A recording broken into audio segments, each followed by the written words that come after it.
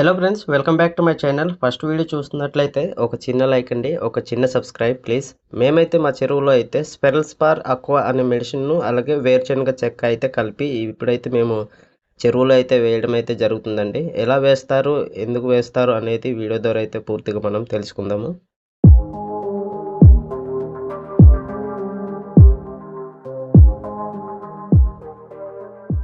Hello friends, మీరు చూస్తున్నారు కదండి, స్పెరల్స్పార్ బస్తా అనేది ఈ విధంగా ఉంటుంది. ఒక్కో బస్తా వచ్చేసి 40 కేజీలు, మొత్తం 5 బస్తాలు అయితే తీసుకొచ్చారు. ఫ్రెండ్స్ మీరు చూస్తున్నారు కదా, ఇదైతే వేరుశనగ చెక్క.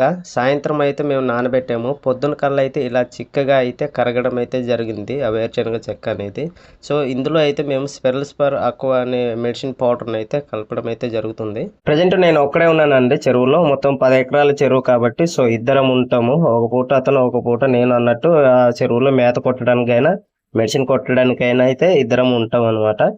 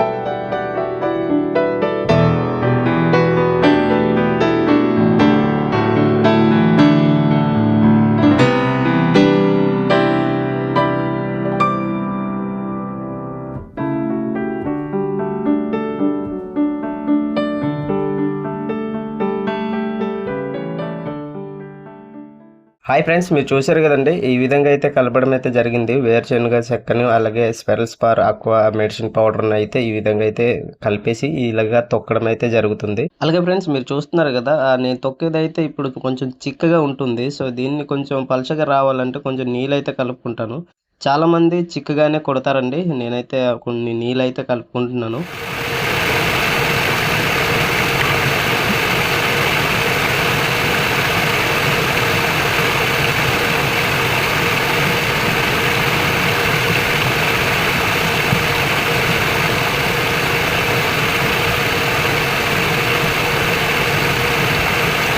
అలాగే చిక్కగా ఉన్న మెడిసిన్లో అయితే నీళ్ళు కలిపిన కదండి, అదైతే మనం ఒకసారి కలుపుకోవాలి. ముద్దల కిందగా అక్కడక్కడ ఉంటాయి కాబట్టి.